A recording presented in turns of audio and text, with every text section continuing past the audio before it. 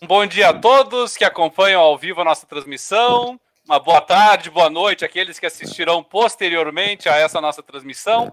Está entrando no ar a primeira edição do projeto de educação financeira, uma iniciativa conjunta das entidades representativas da magistratura do Estado do Paraná, a Mapar, a Pajuf, a Matra 9 e também do Ministério Público, a PMP. Eu sou Roberto Dalla Barba Filho, presidente da Matra 9. Compõe comigo hoje a nossa mesa virtual o presidente da Pajuf, meu querido amigo André Vasilevski do CHAC. Doutor André, seja bem-vindo. Já lhe dou a palavra aí para dar um oi, um bom dia para os nossos espectadores. Obrigado, doutor Roberto. É uma alegria realmente estar aqui nesse primeiro evento conjunto das 4 associações de juízes e promotores aqui do Paraná. Queria dar as boas-vindas a todos os juízes que estão nos assistindo, queria dar as boas-vindas também a todos os promotores, um especial abraço para você e para o nosso querido palestrante de hoje, o Paulo Alexandre Aires de Camargo. Agradecemos a presença dele aqui, uma das pessoas, com certeza hoje no Brasil, mais qualificadas para falar sobre educação financeira e financiamento e investimentos, nesse momento difícil que nós vivemos. Então, acho importante isso e esse é o objetivo desses eventos que nós estamos fazendo com as associações, justamente para possibilitar os associados que tiverem interesse poder ter acesso aos melhores profissionais qualificados para ver onde podem investir o dinheiro ou como fazer uma educação financeira nesse momento difícil que nós estamos passando. Então, agradeço você novamente e dou também só um especial abraço e saudação a todos os associados da Pajuf que estão nos assistindo. Um grande abraço, retorno a palavra. Muito obrigado, doutor André. Para todos os nossos espectadores, pessoal que está acompanhando a nossa transmissão, quem tiver perguntas, questionamentos a serem feitos ao nosso expositor ao final da palestra, podem ir encaminhando já no chat da transmissão, que eles vão sendo repassados para mim e ao final, havendo tempo hábil, a gente vai fazendo ali uma seleção e encaminhando para o expositor. E como o doutor André já destacou aqui para nós, para essa nossa exposição inaugural, nós contamos com a presença realmente de uma autoridade no assunto, o diretor de planejamento financeiro para magistrados da MB, nosso querido colega, o juiz Paulo Alexandre Aires de Camargo, a quem desde já também agradeço o comparecimento, a disponibilidade para participar desse nosso evento inaugural. E sem maiores delongas, já lhe passo a palavra também. Seja bem-vindo, doutor Paulo. Obrigado, Roberto. Obrigado, André.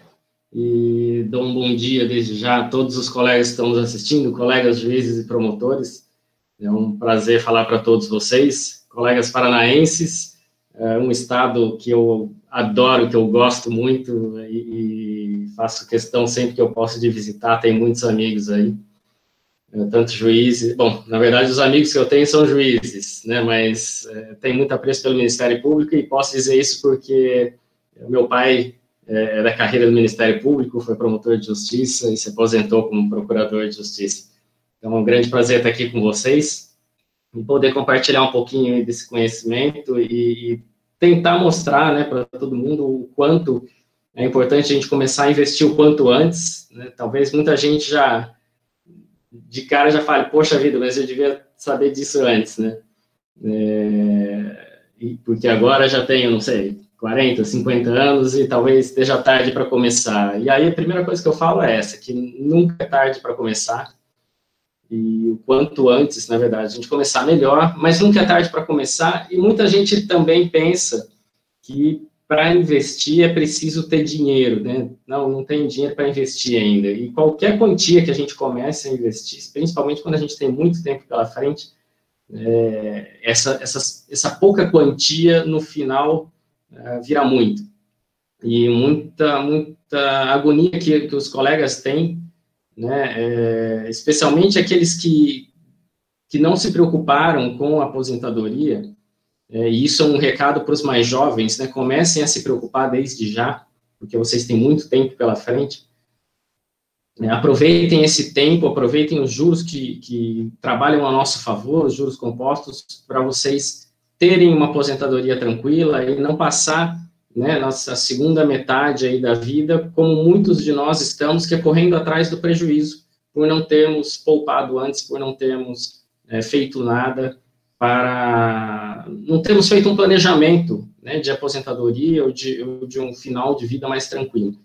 E os colegas, principalmente aqueles que menos novos, né, como eu, que entraram numa época em que a aposentadoria ainda era integral e com paridade, muitos sempre viveram com a ideia de que, bom, eu tenho aposentadoria integral, tenho paridade, então não preciso me preocupar, né, com investimentos, porque eu estou com a aposentadoria garantida. E ao longo do tempo a gente viu duas coisas. Primeiro, que essa garantia não é tão garantida assim, porque cada vez que vem uma reforma de previdência, e ela vem, né, conforme o tempo passe, a expectativa de vida aumente, é necessário fazer uma reforma de previdência, não tem jeito, senão os cálculos não batem. E o que acontece é que cada vez que vem uma reforma da previdência nova, a gente, em primeiro lugar, fica com medo de que caia essa garantia, e uma segunda coisa que a gente tem percebido ao longo do tempo é o quê? Que a nossa aposentadoria integral, ano a ano, perde valor, porque nós não temos reajustes, né, não estamos tendo reajustes, tivemos uma perda no salário líquido desde a época da queda do auxílio moradia, que teve a substituição pelo reajuste que nos tirou dinheiro em razão da incidência do imposto de renda, e agora, né, com a nova reforma da Previdência, a mudança de alíquotas da Previdência também. Então, aqui no estado de São Paulo, a gente recolhia 11% e agora vamos recolher em torno de 16%. E acredito que muitos estados estão acontecendo isso, né? Com os federais já aconteceu, né? Mas pelo menos tiveram a possibilidade de fazer a migração, algo que acho que a maior parte dos estaduais ainda não teve. Em alguns estados isso foi viabilizado, mas também viabilizado sem um benefício especial, quer dizer, a pessoa tem que renunciar a tudo que já recolheu. Então, é uma situação bastante complicada, e então a gente tem perdido o nosso poder de compra ao longo do tempo, e a nossa aposentadoria integral vale cada vez menos. E isso tem feito com que os colegas tenham se preocupado, né, estejam muito preocupados agora com o que vai ser a aposentadoria lá na frente, né, ainda que seja integral. O que é integral, né, se o nosso salário, o nosso subsídio perde valor ano a ano. Então, isso gerou realmente uma preocupação muito grande, por conta disso, até que surgiu essa demanda, né, por organização financeira, por cursos no Brasil todo. A ideia, inclusive, né, de se criar uma diretoria específica para isso na MB foi exatamente por conta dessa necessidade, dessa demanda.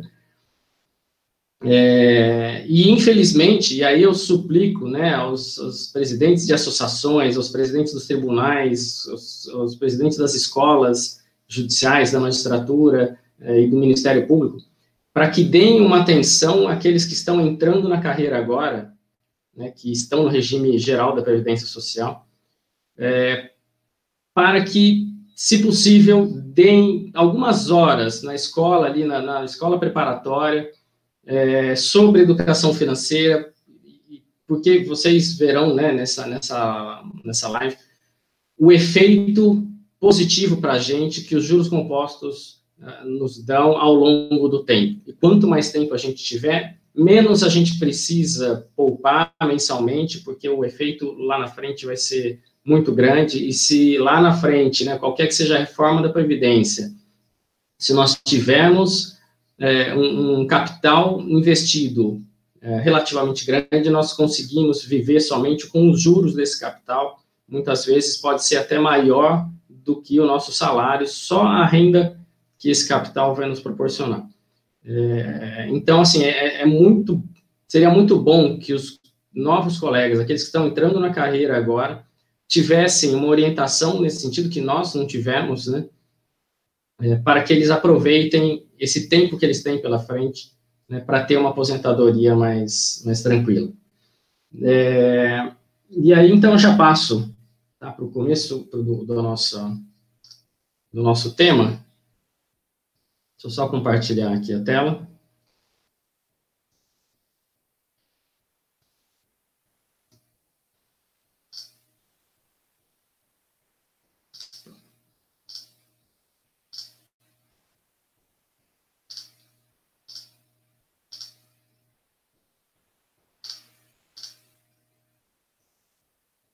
Estão vendo, né? Tudo certo? Eu fiz algumas simulações só para que vocês consigam entender um pouco o que eu estou falando com relação aos juros compostos. Esse daqui é um gráfico em que eu comparo a caderneta de poupança com investimentos tradicionais que a gente encontra em bancos comerciais, por exemplo, um CDB de 85%, que paga 85% do CDI. O que é o CDI, só para ficar claro? O CDI é uma taxa que é cobrada, uma taxa de juros que é cobrada entre bancos, quando eles precisam fazer empréstimo de um para o outro. Uma taxa que é diária, só que essa taxa, na verdade, assim, a gente só vê a taxa anualizada. Então, quando a gente fala em Selic, na verdade, a Selic também é uma taxa diária, tá? Mas anualizada, ela hoje está em 2,25%.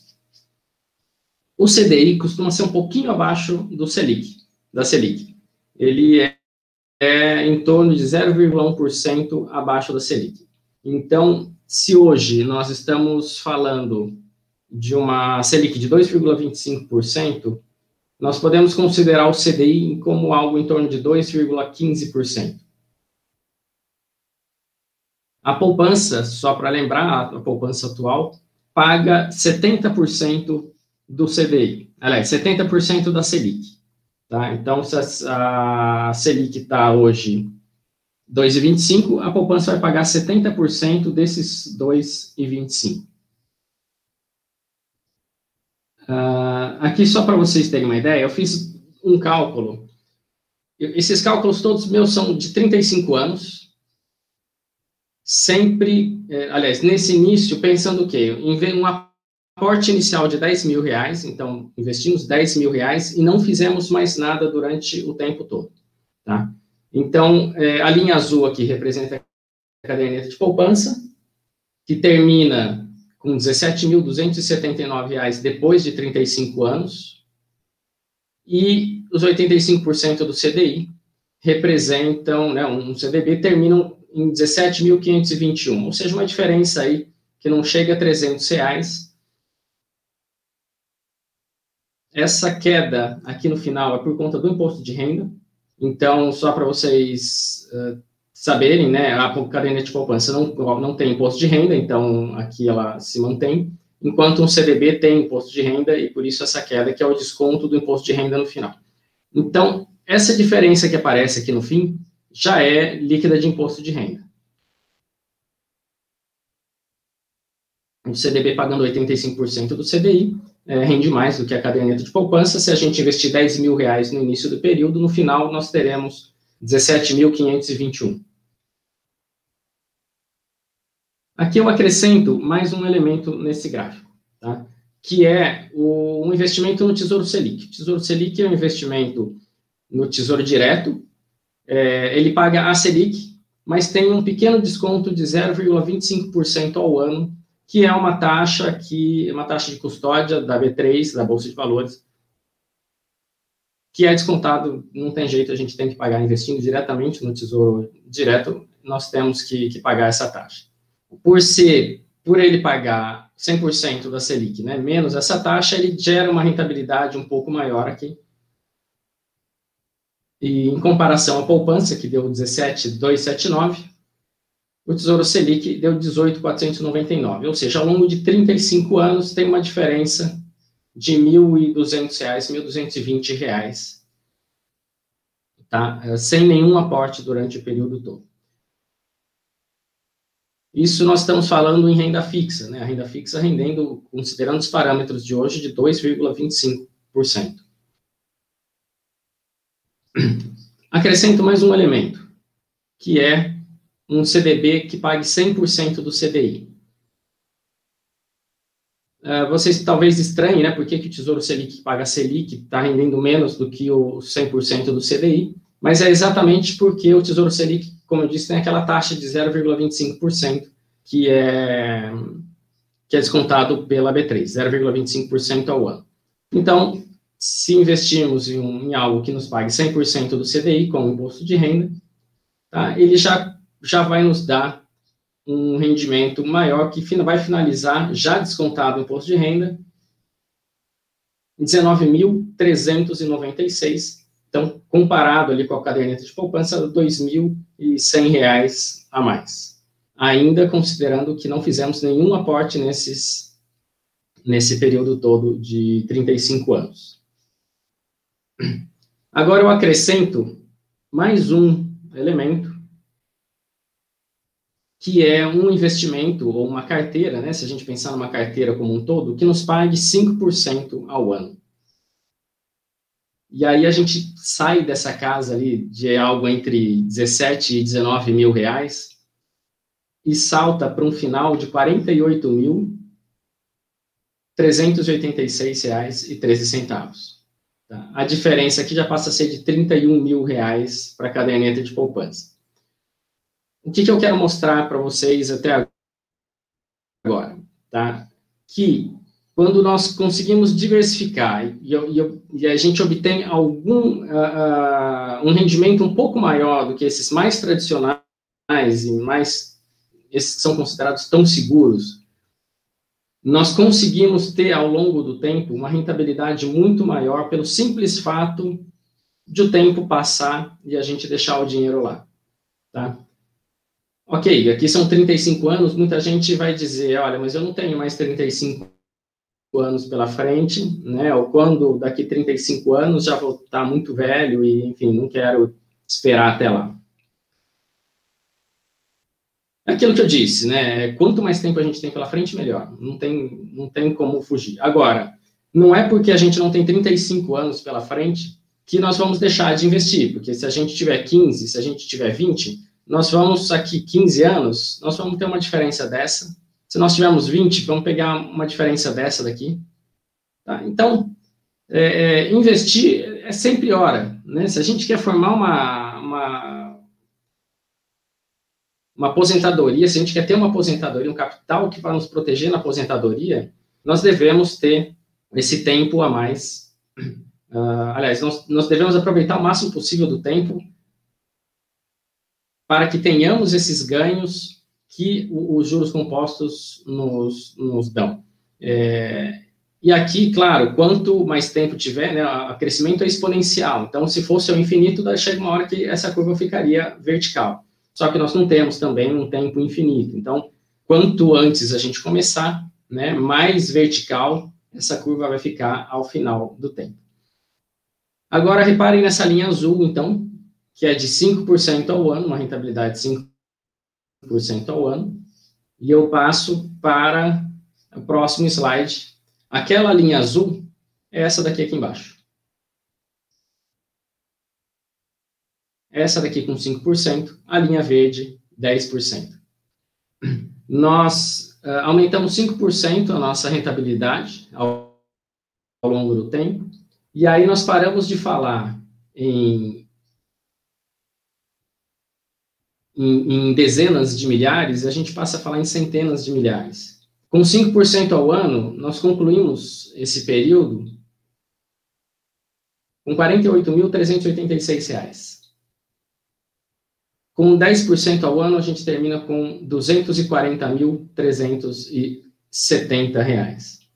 Tá? Dá uma diferença de quase 200 mil, mais precisamente, de R$ 192 mil, pelo simples fato de obtermos uma porcentagem maior, mesmo conseguindo, mesmo começando com 10 mil reais desde o início, sem fazer nenhum outro aporte. Aí, eu falo, né, inclusive hoje nos grupos, quando eu divulguei a live mais uma vez, eu comentei, olha, essa live é interessante até para quem tem filhos, né, filhos adolescentes, adultos jovens, né, ou isso, para quem está começando a carreira, que tem muito tempo pela frente, exatamente, né, pelo tempo que tem e que pode se beneficiar. Mas aí as pessoas podem questionar, mas meu filho não tem 10 mil reais, ou ele não tem como juntar 10 mil reais agora, o que ele ganha é a mesada, ou enfim, não está trabalhando, está estudando. Mas se a gente pensar, tá, que ao longo do tempo, nós pais também podemos separar para eles, vamos por 100 reais por mês, depois de 8 anos e 4 meses, 8 anos e 5 meses, nós teremos um capital de R$10.000 para eles. Tá? Se a gente pode contar, depois de 8 anos, R$10.000 eles têm, e a partir dali mais 35, tá? Quando eles tiverem em torno de 43, 44 anos, eles terão esses resultados, tá? Que é, né, iniciado em R$10.000, e com essa rentabilidade toda que eu separei aqui, tá? Nos vários níveis dela. Se for possível aumentar a renda inicial, ali, o aporte inicial, nós passamos para esse gráfico aqui. Então, eu estou considerando juros de 5% ao ano. Tá? Então, não são aqueles 10, que é um pouco mais difícil de conseguir, embora não seja impossível. Então, é uma taxa mais palpável, mais factível. E a diferença, se começarmos com 10.000 ou com 50.000, da mesma forma, aqui os números estão... Eu só esqueci de ajustar nesse gráfico, mas, enfim, são 35 anos da mesma forma, só precisaria ter ajustado.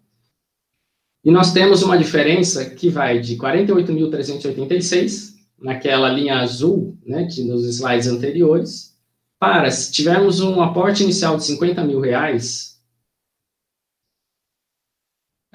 241.930, aqui ao final, já descontado o imposto de renda, sempre lembrando disso. Uma diferença de R$193.000, tá? Que esses 40 de diferença no aporte inicial nos gera ao longo do tempo, depois de 35 anos, se ambos tiverem uma rentabilidade de 5%.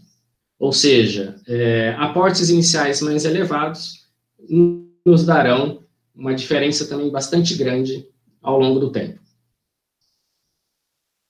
Passo a mais um gráfico agora, tá? Que é um comparativo de taxas e aportes. Então, eu tenho 2 investimentos iniciais, com R$10.000,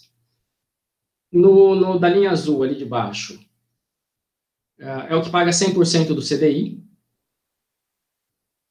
tá? Então, o resultado é um que a gente já tinha visto ali atrás, ao final, 19.396, e aqui também iniciando com R$10.000, a linha laranja, porém, com uma rentabilidade de 7% ao ano, ou seja, não são aqueles 10 que é um pouco mais difícil de conseguir, também não são os 5 que ao longo do tempo é relativamente fácil, e falo isso porque nós estamos hoje vivendo uma taxa de juros muito baixa, né, de 2,25%, mas esse não é o padrão brasileiro, e nós estamos com essa taxa exatamente porque nós estamos passando por uma situação excepcional, que é de pandemia, né, com toda a atividade produtiva praticamente parada, inflação negativa, agora em junho ela voltou a ficar positivo, mas em abril e maio foi negativo.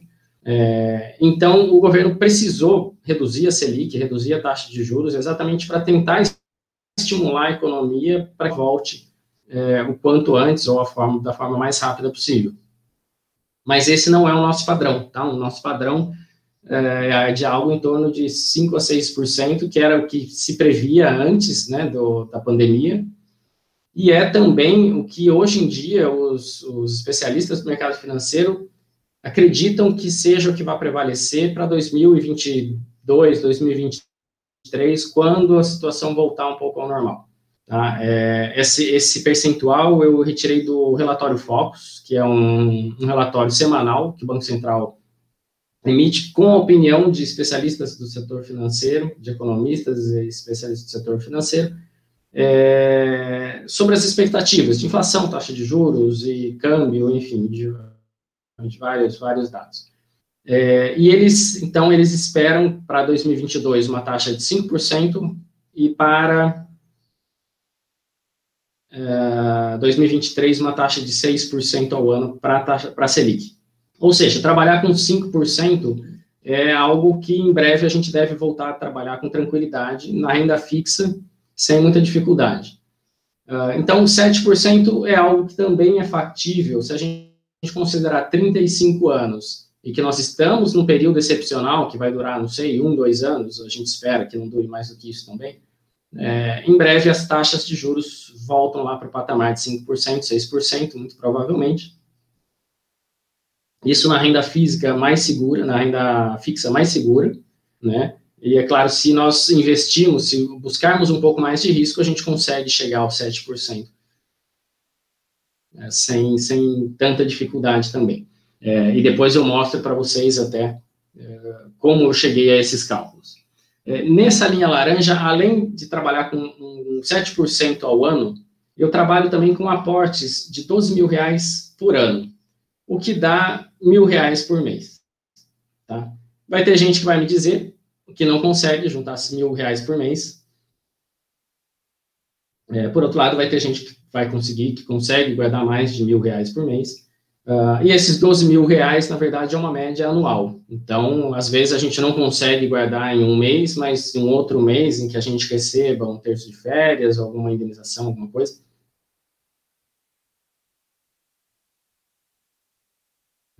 Consigamos.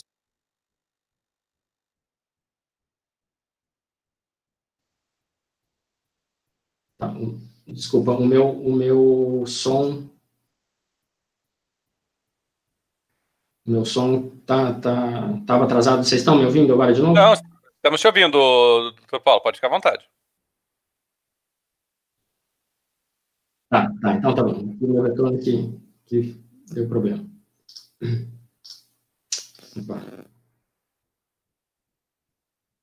Então, eu estava aqui.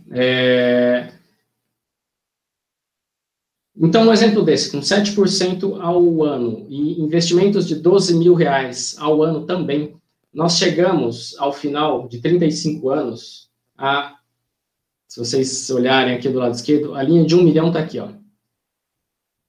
Nós chegamos, já descontado o imposto de renda, a R$1.545.870, tá? Isso líquido de imposto de renda. Pelo simples fato de termos disciplina e buscarmos investimentos que nos rendam um pouco mais do que a taxa Selic ao longo desse tempo. Disciplina por quê? Porque nós temos que nos disciplinar a guardar R$12 mil ao ano. E a busca, evidentemente, um pouco de estudo, ou pelo menos nos informar sobre investimentos que podem nos dar rentabilidades um pouco maiores do que a tradicional da renda fixa. Então, aqui a gente começa a ver que sim, que é possível a gente chegar no final da nossa carreira com R$1,5 milhão, desde que a gente se organize para isso, né? Desde que a gente estude um pouquinho os produtos de investimento que existem no mercado e tenha disciplina para conseguir guardar R$12 mil ao ano, se esse for o padrão de vocês. Tá? E aí que eu reforço, né, mais uma vez, a questão de quem está entrando na carreira. Muitas vezes, aqueles que entram na carreira vêm, né, moravam com os pais, trabalhavam ali num escritório de advocacia ou em alguma coisa com um rendimento não elevado, porque tinha que se dedicar muito tempo aos estudos para conseguir passar no concurso. E, de repente, ele entra no concurso, ele passa no concurso, toma posse e passa a ter um subsídio que é, na maior parte das vezes, muito superior ao que ele recebia antes. E, é claro, a gente naturalmente adapta as nossas despesas à nossa receita, né? E muitos de nós, a partir do momento que passa a ganhar um valor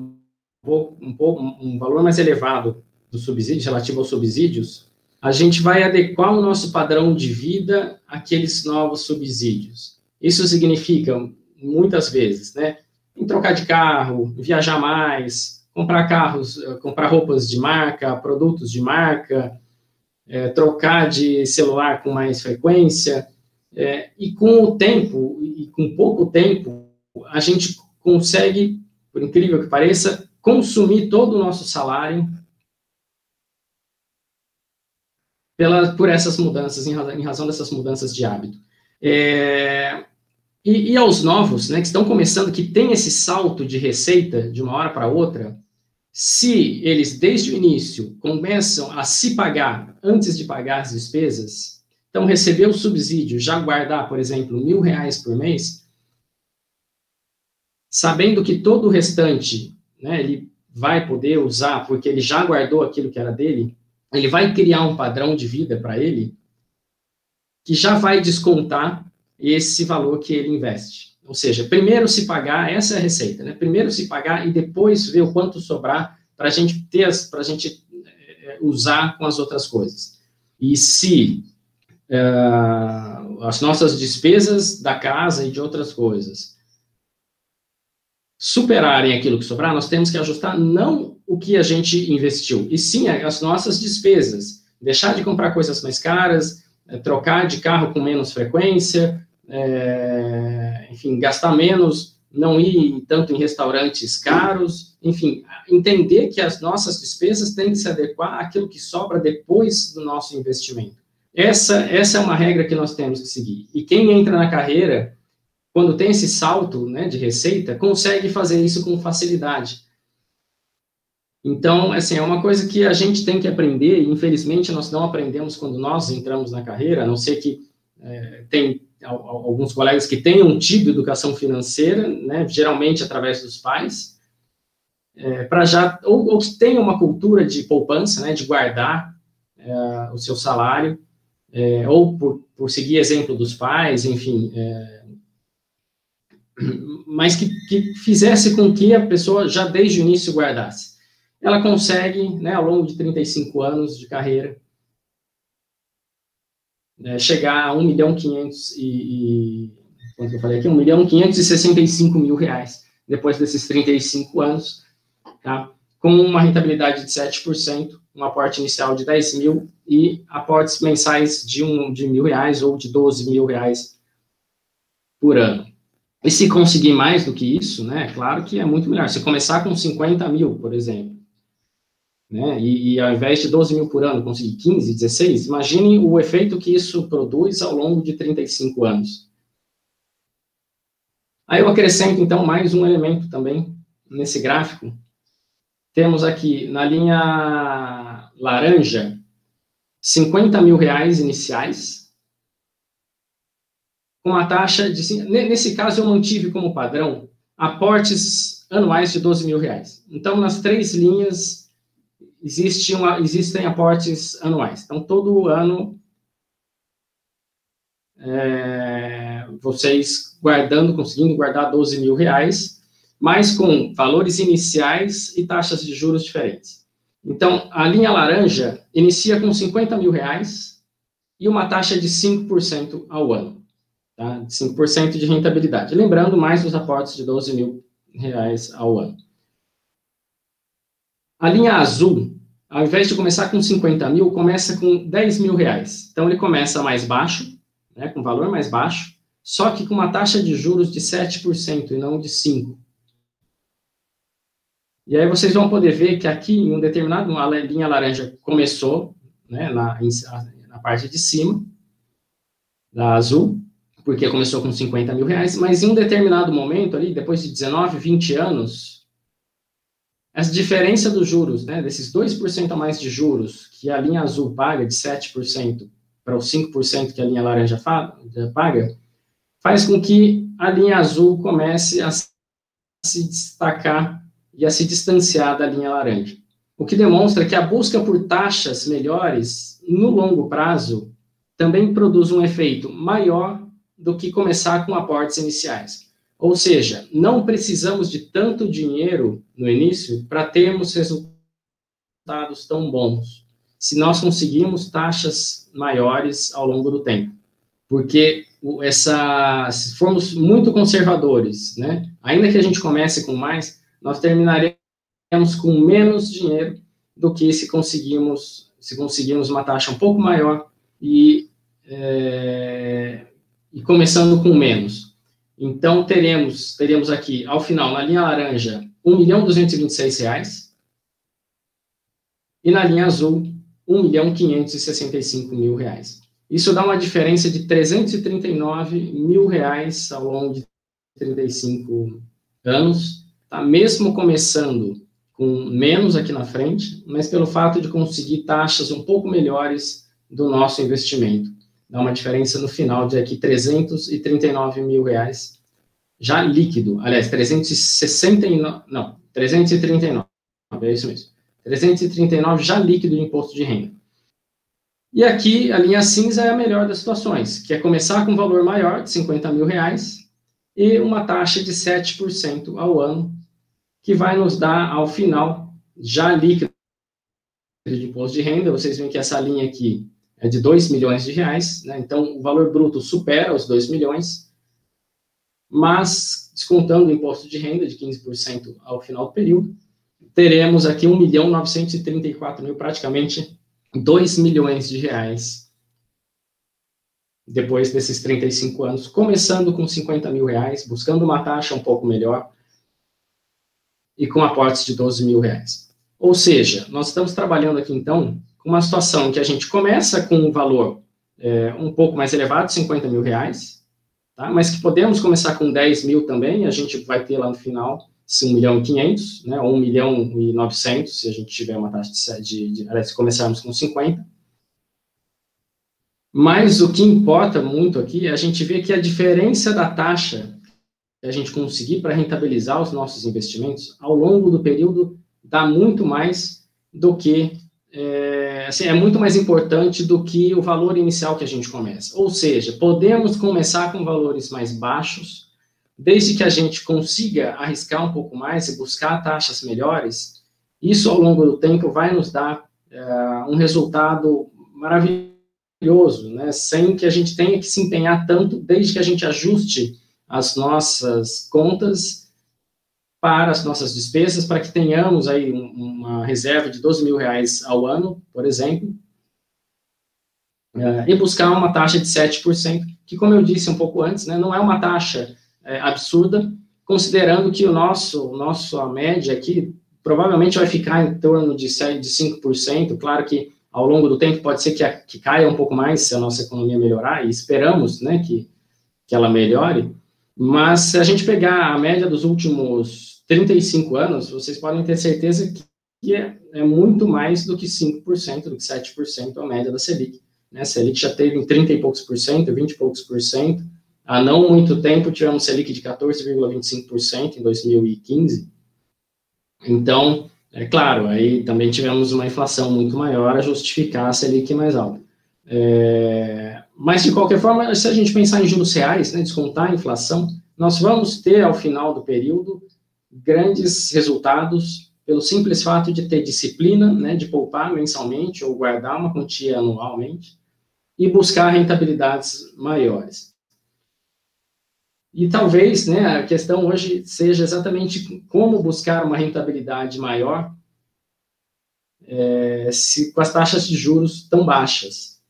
Mas antes eu ainda passo para mais um gráfico, tá? Que é esse daqui, em que eu consegui, né, busquei e consegui uma taxa ainda maior, de 10% ao ano, mantendo os 12 mil por cento, os 12 mil reais ao ano. Então, a linha cinza é aquele 7% mais 12 anuais, tá? Com início em 50 mil, que é a mesma linha cinza do gráfico anterior, tá? Que nos deu 1.934.000 já líquido de imposto de renda. E se de 7 nós conseguíssemos passar para 10% ao ano, nós teríamos aqui um resultado já líquido de R$4.029.000, pelo fato de buscarmos, de obtermos 3% a mais ao ano durante 35 anos. Isso dá uma diferença de R$2.095.000. E aí eu paro para refletir novamente com vocês, né?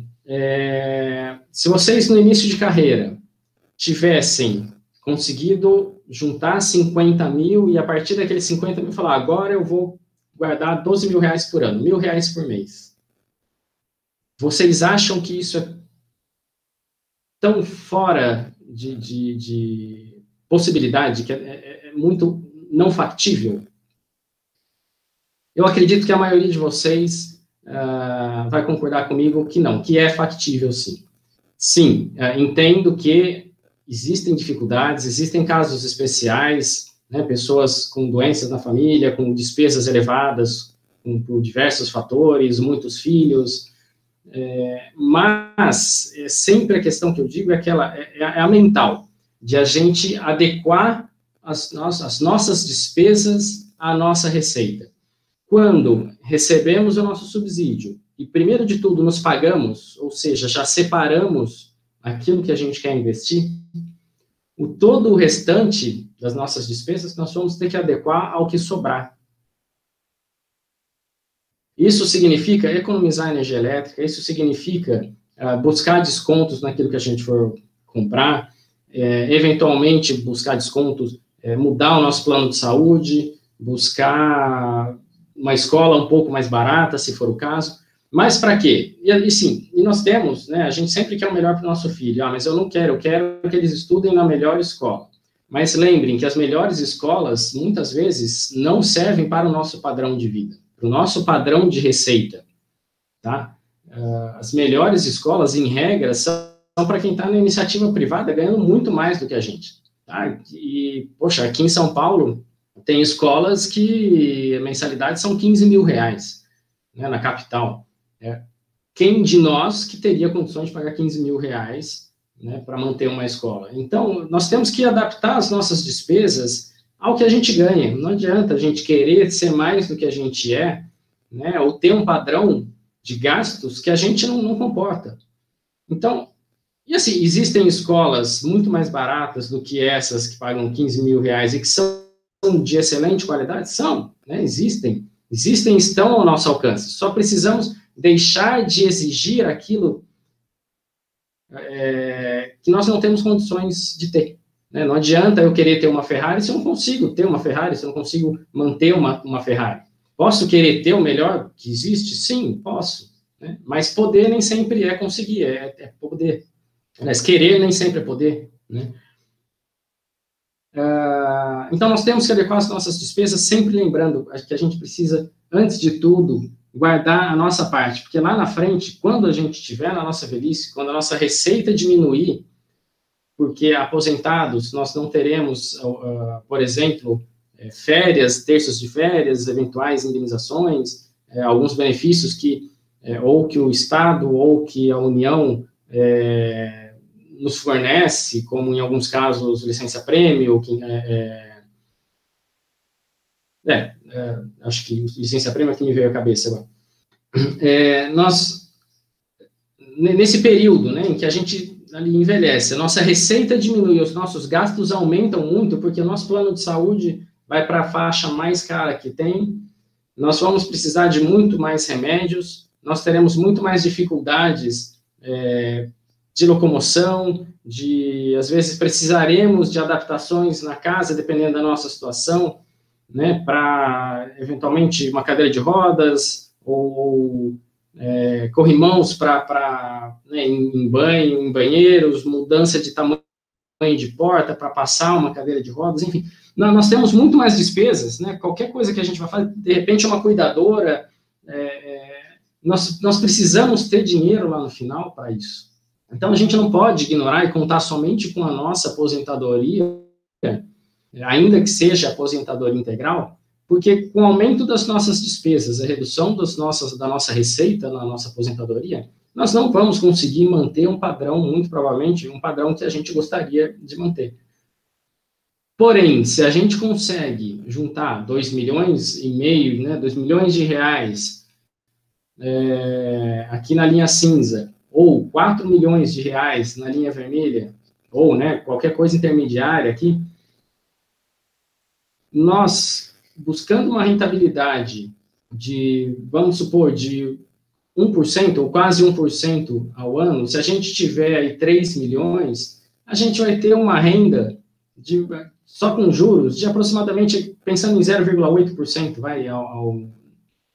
ao mês, nós teríamos uma renda de 24 mil reais. Tá? Isso já líquido de imposto de renda. Sem contar o nosso salário. E aí sim, isso sem reduzir o nosso capital, nós teríamos uma renda extra, que é o pagamento de juros, mais a nossa aposentadoria. Então, nós podemos e devemos buscar, o quanto antes, rentabilidades maiores, especialmente em um período como esse que nós estamos vivendo, com juros tão baixos. Tá? Mas lembrando, por que os juros estão baixos? Porque a inflação está também muito baixa, porque nós estamos passando por uma pandemia. Né? Quando a inflação subir um pouco mais, as nossas taxas de juros vão subir também. Tá? E aí, se a gente considerar os juros reais, vamos supor uma inflação de 4% e uma taxa Selic de 5,5% ou de 6%, nós teremos uma taxa de juros real de 1,5% a 2% ao ano. Hoje nós estamos trabalhando com uma inflação de 1,60 e pouco por cento ao ano. Na verdade, até um pouco mais considerando os últimos 12 meses, mas a expectativa para 2020 é de 1,60 e alguma coisinha. Com uma taxa de juros, com uma Selic de 2,25. Ou seja, a gente está com uma taxa de juros real que está em torno aí de 0,5%, 0,6%. Tá? Isso se a inflação não subir mais do que esses 1,60. Se a inflação for para 2, praticamente zero os nossos ganhos em termos de juros reais. A inflação vai consumir todo o ganho que a gente tiver. Então, mesmo com uma inflação um pouco mais alta, mas se as taxas de juros também subirem, e a gente tiver um juro real ali, ou seja, Selic descontada a inflação, de 1,5% a 2%, nós teremos um ganho muito maior do que o de hoje. E a maior parte dos gráficos que eu passei para vocês são considerando, né, principalmente aqueles iniciais com base no CDI, esses daqui são considerando a taxa Selic atual de 2,25%, tá? Que dava o quê? 19 mil, 18 mil reais, aqueles valores que hoje a gente vê que, né, colocando 10 mil reais na renda fixa, poxa, vou levar 35 anos para receber 8, 9 mil reais. É isso que eu quero para mim? Não, não é isso que eu quero para mim. E ninguém quer, tenho certeza disso. E como que a gente busca, né, rentabilidades melhores? Olha, sem sair ainda, tá, da renda fixa, eu abrindo aqui a página de uma corretora, a gente já consegue ver, tá? Eu não estou falando que isso são recomendações de investimento, porque a gente tem que ver grau de risco, analisar, né, uma série de coisas. Mas temos investimentos, tá, na renda fixa que nos pagam, por exemplo, aqui, ó, IPCA, ou seja, a inflação, qualquer que seja, mais 4,5% de juros reais. Agora há pouco eu estava falando de juros, né, de 2% ao ano, né, ou com os dados atuais de Selic a 2,25%, estava falando em juros que de 0,5% ao ano, no máximo, juros reais. E aqui nós temos IPCA mais 4,5%. Então, juros reais de 4,5%, porque a inflação vai ser paga também. Outro aqui, IPCA mais 5% de juros reais. Né? Mais uma vez, isso não é uma recomendação, eu não conheço essas empresas que estão emitindo esses títulos. Né? Vencimentos muito longos, esse aqui não tem nenhuma avaliação de risco. Ao contrário de outros. Mas, enfim, existem instrumentos no mercado que, desde que a gente faça uma gestão de risco, a gente consegue rentabilizar melhor o nosso patrimônio. E aqui, ó, para não assumir tanto risco como nessas empresas que eu falei, podemos pensar aqui na Copasa. O que é a Copasa? Empresa de saneamento de Minas Gerais. Tá? Como vocês têm aí a Sanepar, por exemplo. A Copasa é a de Minas Gerais. Ou seja, uma empresa que é estatal, tá? Que dificilmente vai quebrar, que tem renda frequente, né? Eles têm uma receita programada, porque eles sabem aproximadamente o quanto eles vão receber mês a mês, os balanços sempre ali redondos, porque eles conseguem tem previsibilidade de resultados, né? Eles pagam o IPCA, que é a inflação, mais 2,45% de juros reais ao ano. Tá? Então, uma inflação de 2% mais 2,45%, vocês vão ter aí algo superior a 4%, vai ter algo em torno de 4,5% ao ano. Tá? Isso na renda fixa, sem que a gente assuma muito risco, tá? Sem sair da renda fixa ainda. Tá? Mas a renda fixa seria a melhor forma de investir? Claro, nós temos que ter renda fixa, tá? Porque é ali o nosso colchão, né, de segurança, que ela oscila muito menos do que a renda variável. Mas agora eu passo para um estudo um pouco da Bolsa de Valores. E renda variável não é só Bolsa de Valores. Tá? Tem um instrumento que é muito bom, para quem conhece, que são os fundos de investimento imobiliário, que investem em imóveis, nos pagam mensalmente os aluguéis, né, dos imóveis que foram alugados. A gente consegue investir com pouco, por R$50 a gente já começa a investir, recebe aluguéis mensais com isenção de imposto de renda. Então, eu não vou falar dos fundos imobiliários agora, mas sugiro a vocês, principalmente os que não conhecem, que deem uma lida sobre fundos imobiliários, vocês vão ver que é uma forma de se investir em imóveis, né, com renda mensal isenta de imposto de renda, né, todo mês pinga na nossa conta lá os pagamentos, né, e sem a burocracia de comprar um imóvel, os custos todos de comprar um imóvel, e ainda com a facilidade de poder vender a hora que quiser e de investir pouco dinheiro. Você não precisa mobilizar muito dinheiro, você, como eu disse, com R$50, você já começa a investir em imóveis. Então, assim, é algo da renda variável, mas não é tão volátil como ações, né? E é uma forma de se buscar também rentabilidades maiores. Mas vamos aqui para a Bolsa de Valores. Esse gráfico, tá? Só para vocês terem ideia, eu peguei dos últimos, cada risquinho desse aqui, tá? Chama candlestick, é um dia, tá? Então, é o movimento da Bolsa dia a dia. Isso daqui é desde agora que eu estou vendo que aqui embaixo ele não está aparecendo. Bom, não, mas aqui está aqui, ó, 21 pregões, tá. O que interessa é a partir dessa linha aqui, tá? Do dia 19 de fevereiro ao 19 de março. Foram 21 pregões de Bolsa de Valores, tá? Então, nós estamos aqui em cima, nem é o topo histórico da Bolsa que está aqui, 119 mil. Aqui nós estávamos, talvez, a 116 mil, mais ou menos. Em 21 pregões, a Bolsa perdeu 47,13% até esse fundo aqui. Como saiu aqui?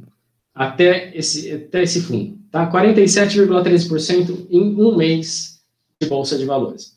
Isso assusta qualquer um que não está na Bolsa e que sempre teve medo e que continua com medo de Bolsa de Valores. Imagina se eu colocasse 100 mil reais na Bolsa de Valores e um mês depois eu tivesse 50 mil reais. O que é que eu faria, né, com esse meu desespero? E eu passo para o gráfico seguinte, tá? Analisando um período maior, e aqui sim, de exatamente um ano. Eu peguei o dia 10 de julho de 2019, tá? Aliás, exatamente um ano não, mas de 10 de julho de 2019 até aquele fundo que teve da Bolsa no dia 19 de março. Deu uma queda de 42% em quanto tempo aqui? Agosto, setembro, outubro, novembro, dezembro, mais 3 meses, 8 meses. 8 meses de Bolsa de Valores, deu uma queda de 42,23%. E aí, né, aqueles que ainda têm medo de Bolsa falam o seguinte: nossa, mas Bolsa não era para longo prazo, né? Em 8 meses, ainda assim, tive um prejuízo de 42,23%. Então, primeira coisa, 8 meses não é longo prazo. Tá? 8 meses é um prazo curto. Bolsa, quando a gente fala em Bolsa de Valores, é muito mais tempo para a gente ter um retorno. Segunda coisa, nós estamos comparando um período de pandemia, tá, indo até a mínima da Bolsa de Valores nesse período de pandemia. Porque eu passo para o seguinte, sim, eu pego exatamente um ano, de 10 de julho de 2019 para 10 de julho de 2020. Opa, ainda teve um prejuízo, tá? Nós estávamos falando aqui embaixo, no gráfico anterior. De 19 de março para cá, houve essa recuperação da Bolsa, que acreditamos ainda não tenha acabado, né, e que ao longo do prazo, ao longo do tempo, ela vai não só terminar de recuperar, chegar nos níveis em que chegou em janeiro, mas até superar. De qualquer forma, em um ano, aquela crise toda já começa a ser apagada, ainda assim tem um prejuízo de 7%. Tá? Mas estamos falando de um ano, que para a Bolsa de Valores ainda é um prazo curto. E aí eu estendo um pouquinho mais. Quando eu coloco o gráfico diário aqui, tá? Só para vocês entenderem, significa que cada candlestick é um dia. Aqui eu passo para um gráfico, então, semanal. Cada candlestick não é mais um dia, é uma semana. E eu volto não mais só um ano, eu volto 3 anos. Peguei o mês de julho, tá? A semana, exatamente a semana do dia 10 de julho, tá? Para a gente ter, assim, ter exatamente um período fechado de 3 anos certinho. E esse ganho já foi de 59,26%, mesmo com a crise e com essa recuperação. Isso dá 59% em 3 anos, uma rentabilidade anualizada, já considerando que os juros são compostos, então não basta dividir 59 por 3, tá? Na verdade, a gente tem que fazer a raiz cúbica de 59,26. A gente chega a uma rentabilidade de 16,78% ao ano, em 3 anos. E isso considerando toda a crise que a gente viveu. Tá? Vocês podem falar, mas no dia que estava lá no fundo, a rentabilidade era negativa nesses 3 anos. De fato, né? Se a gente pegasse aqui julho até março de 2017 até março de 2020, aqui a rentabilidade seria negativa. Mas temos que lembrar o seguinte, vocês estariam pegando o extremo do extremo de uma crise extrema, né? E Bolsa de Valores e mundo não vive somente de crises e a gente não vive somente no pior momento da crise. As crises passam e essa recuperação acontece naturalmente, como em outras crises aconteceram também. Então, a gente começa a ver que se a gente deixar o dinheiro um pouco mais de tempo na Bolsa, nós conseguimos rentabilidades muito maiores do que aquelas que a gente estava trabalhando lá nos gráficos iniciais. Eu afasto um pouco mais. Aqui eu já trabalho com gráfico mensal. Então, como eu disse, cada candlestick agora é um mês. E eu peguei julho de 2008, tá? Para 10 de julho, 9 de julho... 9 de julho de 2020. Então, aqui nós estávamos entrando em uma crise, tá? São 12 anos, entrando em uma crise, e hoje nós estamos também em uma crise. Então, assim, períodos relativamente semelhantes, tá? Aqui a gente estava numa entrada, mas, enfim, já em um momento de queda. Vejam que são 2 meses de queda profunda, né? E depois ainda tivemos mais 3 meses, essa crise de 2008, a crise do subprime americana, quer dizer, americana, mas que, enfim, trouxe efeitos para o mundo inteiro, né? Aquela crise que vocês devem lembrar, que o Lula falou que foi um tsunami lá fora, mas que aqui no Brasil seria uma marolinha. Mas a Bolsa brasileira caiu, né? Tudo isso também. E ela se recuperou em seguida no ano seguinte. Tá? Ela não foi a única que se recuperou no ano seguinte. Essa marolinha, no final, todo o mercado acabou se recuperando, né? No mundo todo houve essa recuperação. E quando a gente trabalha esse período de 12 anos, nós tivemos uma rentabilidade de 65% em 4,31% ao ano, nesse período de 12 anos. Então, 12 anos a gente teria tido 4,31% ao ano. Uma rentabilidade baixa, sim, considerando o risco que a gente assume, né, na Bolsa de Valores, pode-se dizer que é baixa. Só que aqui, nesse período de 12 anos, foram 12 anos sofridos para o Brasil. Primeiro, teve essa crise do subprime. Tá? Voltamos. Logo em seguida, o Brasil entrou em recessão. Foram 4, 5 anos, né, de uma equipe econômica desastrosa, que subiu juros quando não, aliás, que baixou juros quando não poderia baixar, né, gerou uma inflação que superou 10% ao ano, que já fazia tempo que nós não tínhamos, tiveram que depois subir a Selic correndo para as 14,25% que eu falei. Isso fez com que nós tivéssemos um período de 5 anos de queda de Bolsa de Valores, né, que foi uma crise interna, porque enquanto todo mundo teve esse movimento aqui, né, da crise de 2008, depois só subiu. E nós não, nós caímos para só em 2016 voltar a subir. Então, aqui nós tivemos um período muito bom, né, de 2016 a início de 2020, né, foram 4 anos, 2016 até o final de 2019, de altas expressivas, né, nós saímos aqui dos 38 mil pontos e chegamos nos quase 120 mil pontos da Bolsa, ou seja, quase 200% de rendimento em 4 anos, que nos deu essa rentabilidade positiva ao longo dos 12 anos. Mas passamos por períodos bastante significativos de crise, assim, foram 12 anos com muitas crises, né, de 3 crises graves, entre elas a do Covid, da qual a gente ainda não saiu. Quando a gente chegar nos 120 mil, essa rentabilidade com certeza vai ser muito maior do que os 65%. Eu afasto um pouco mais, mantendo o gráfico mensal, e vou para um período de 18 anos. Tá? Pego aqui o mês de julho de 2002 e chego até julho de 2020.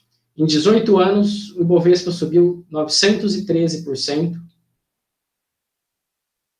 passando por essas crises que eu falei, aqui é de 2008, aqui essa crise interna que nós tivemos, econômica, Covid, tá? E apesar disso, nos 18 anos de Bolsa de Valores, ela nos deu 13,73% ao ano. E aí a gente volta para números muito mais favoráveis, né, do que daqueles gráficos anteriores, e demonstrando aí que investimento em Bolsa de Valores, no longo prazo, nos traz retornos bastante significativos. E se eu afastar mais ainda, agora com gráfico anual, ou seja, cada barrinha dessa significa um ano, eu voltei ao máximo que o meu programa lhe permitia, 1991, tá? Até 2020, 30 anos, e de 91 até o dia de hoje, a Bolsa se valorizou 6.578%, ou 15,03% ao ano, mesmo com crises da bolha dos .com, com crise aqui da crise financeira de 2008, mesmo aqui com a nossa crise interna e com Covid, né, nós temos um resultado de 15,03% ao ano. Isso considerando que não houve essa recuperação do Covid ainda. Né, houve uma parte da recuperação, mas não toda ainda. Então, se a gente trabalhar com uma percentual de 15,03% na Bolsa, ou seja, muito mais do que aqueles 5%, do que aqueles 10% que a gente estava trabalhando, 7%, imaginem, né, se às vezes subir 2%, 3%, imagine o quanto que isso não significa em 35 anos, aqueles 2 milhões, 4 milhões, isso passa a ser 8, 10 milhões, se a gente usasse uma taxa de 15,03% ao ano. Mas ok, não sou louco de dizer para vocês invistam tudo em Bolsa de Valores, né? Porque Bolsa de Valores existe risco, existe muita volatilidade, e não devemos colocar todo o nosso dinheiro na Bolsa de Valores. Ninguém sugere isso, embora alguns façam, né? Ninguém em sua consciência vai sugerir para vocês fazerem isso. Então, a gente não pode considerar uma taxa anual de 15,03%. O que eu fiz aqui? 2 carteiras diversificadas, tá? Uma considerando a Selic a 2,25%, que é o que nós temos hoje, e uma outra considerando a Selic a 5,50%, que é o quê? Aquela média que eu falei que o mercado espera, né, para 2022, 2023, quando a pandemia passar, e em tese a gente acredita que as coisas já tenham voltado ao normal, os juros talvez estejam entre 5% e 6%, eu peguei 5,5% como média. Lembrando que Selic é 5,50%, CDI é em torno de 0,1% abaixo da Selic. Então,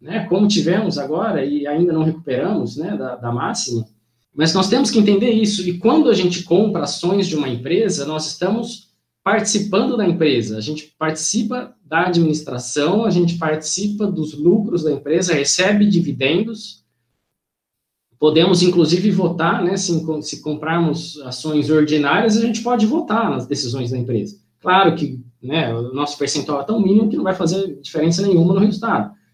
Mas podemos votar porque nós passamos a ser sócios da empresa. Então, a Bolsa sempre, né, a não ser que a gente considere prazos curtos, sempre que a gente considerar prazos longos, a Bolsa sempre vai nos dar ganhos maiores do que a taxa Selic. E aí, então, que eu fiz essa comparação, tá numa carteira moderada, com a Selic tão baixa, já daria aqui, ó, 4,9%, praticamente 5% de juros ao ano. Tá? Isso mantendo bastante moderação. Se fizermos uma carteira mais agressiva, tá? Ainda assim, deixando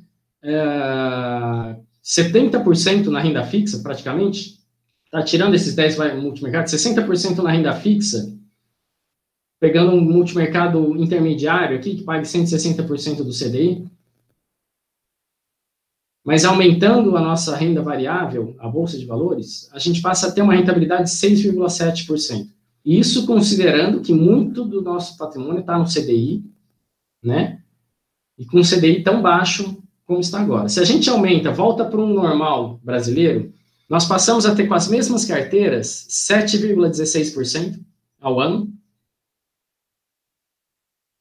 E se formos um pouco mais agressivos, 8,3%. Vocês lembram daquele gráfico que eu falava de 7%, né? Olha, 7% é factível, a gente consegue chegar no 7%.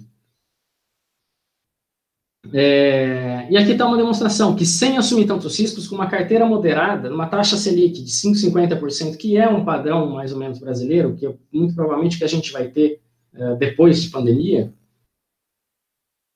esse 7% é algo que pode ser normal, pode ser nem um pouco difícil, mantendo grande parte aqui no CDI, no Tesouro Direto, né? E assumindo um pouco mais de risco, a gente consegue muito mais do que aquele 7%, 8,3%, ou seja, a gente aumenta em 1,35% ao ano, né? E se vocês lembrarem aqueles gráficos, quando eu subia de 5% para 7%, já dava uma diferença imensa depois de 35 anos.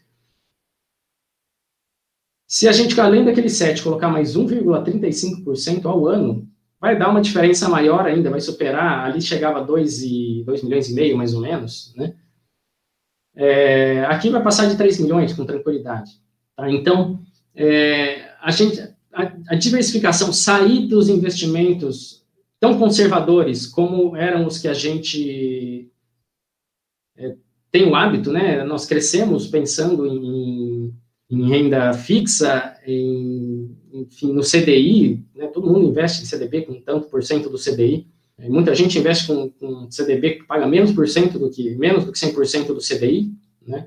O que já digo desde já, tá? É irracional, porque nós conseguimos no Tesouro Selic 100% do CDI, e em fundo, em qualquer plataforma, corretora, bancos de investimento, a gente consegue, tirando os bancos comerciais, a gente consegue 100% do CDI, tá, em um CDB com liquidez diária. Então, quem tem um CDB que pague 90% do CDI em um bancão, recomendo já, procure, abra uma conta em uma corretora, em um banco de investimento, vocês vão ver que nesses lugares vocês vão encontrar com liquidez diária, pelo menos 100% do CDI, dependendo do lugar, até 103% do CDI com liquidez diária.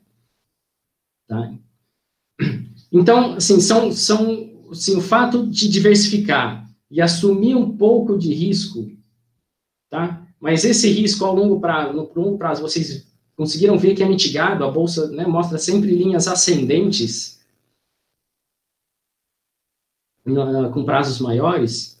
Então, assim, o que vocês têm que ter na cabeça é que o meu saldo vai oscilar, mas eu sei que depois de 15 anos, 20 anos, vai ter valido a pena, porque esse saldo vai ser maior do que se eu tivesse deixado rendendo o CDI.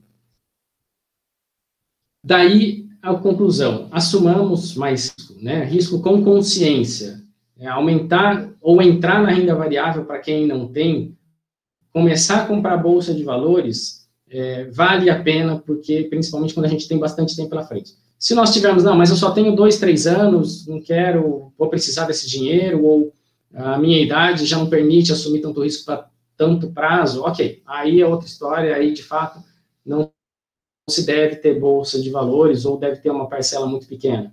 Mas, para quem ainda tem bastante tempo pela frente, pensar em 15, 20, 30 anos pela frente, para quem está começando, né, para os adolescentes, para os nossos filhos, que têm 40, 50 anos, por que não assumir um risco muito maior do que 30%? Né? Se eu tenho, né, meu filho tem 16 anos, meus filhos têm 16 anos, se eu pensar que daqui 40 anos eles vão ter 56 anos, ou seja, são maduros, né, mas ainda numa idade que dá para aproveitar muito a vida, né, não são idosos, e hoje os idosos conseguem aproveitar muito a vida, com 56 anos, depois, se ele conseguir guardar por 40 anos esse dinheiro, né, se ele estiver pensando na aposentadoria dele, por que eu vou manter, e aí eu coloco eu vou adjetivar isso aqui, eu vou colocar um advérbio aqui, por que eu vou colocar só 30% se o meu prazo é de 40 anos lá para frente? Né? Existe uma regra que muita gente segue, muitos educadores financeiros seguem, que é, né, para você calcular o percentual na bolsa de valores que você deve ter, alguns usam 80 menos idade e outros 100 menos idade. Aqui no Brasil, o padrão é usar 80 menos idade, que é o quê? 80 é perto da expectativa de vida ali, menos a nossa idade. Então, por exemplo, uma pessoa que alguém que acabou de ingressar, né, na magistratura, vamos supor com 30 anos de idade, 80 menos 30, ele tem 50 anos pela frente, ou que ele queira se aposentar com 65, tem 35 anos pela frente, mas a gente faz esse cálculo, 80 menos 30, ele poderia colocar nesse cálculo 50%, por exemplo, do patrimônio dele investir na Bolsa de Valores, porque pensando exatamente nesse longo horizonte que ele tem. Então, a gente pegar um adolescente, nossos filhos, uma criança acabou de nascer, gente, se vocês querem ajudá-los na aposentadoria, coloca R$100 por mês para eles, compra ações, né? Nossa, mas meu filho pode ter ações? Pode, ele tem o CPF, tira o CPF dele, abre uma conta para ele, como pode ser, inclusive, no nome dele, com o CPF dele, vocês abrem uma conta, compra ações e deixa lá, compra de ações, né? Como diz, compra em empresas boas, e tem muitas empresas boas que não devem quebrar de um dia para o outro, né? Se começar a dar problema em 30, 40 anos, nós vamos saber, né? Vamos supor aí, eu pegar um Banco Itaú, né? Se alguém acha que o Banco Itaú hoje vai quebrar, não, né? Agora, mas lá para daqui 20 anos a gente não sabe como é que está, de fato, mas a gente vai começar a perceber que a situação está mudando. Se a gente achar que os bancos agora mudaram por causa das fintechs, porque agora não tem mais agências e, enfim, o funcionamento de um banco agora não justifica mais o Banco Itaú ser o tamanho dele e ele, sei lá, qualquer coisa que esteja acontecendo, não justifique mais, venda ações do Itaú, compre de outra empresa, né, que faça mais sentido naquela época, naquele momento.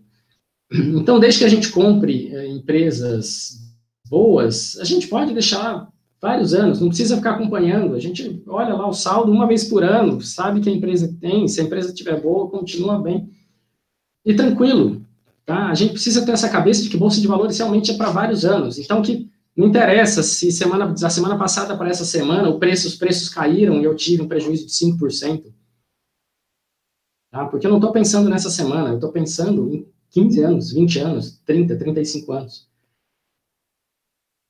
Então, pensem dessa forma, porque com isso a gente consegue tornar a nossa carteira um pouco mais arrojada, né, um pouco mais agressiva, e potencializar os nossos ganhos. E no longo prazo, vocês viram naqueles gráficos lá na frente, o quanto isso significa de ganho para a gente. E uma coisa que eu nem cheguei a falar, essa rentabilidade, tá, de 15,03% ao ano em 30 anos, ela considera somente o preço das ações.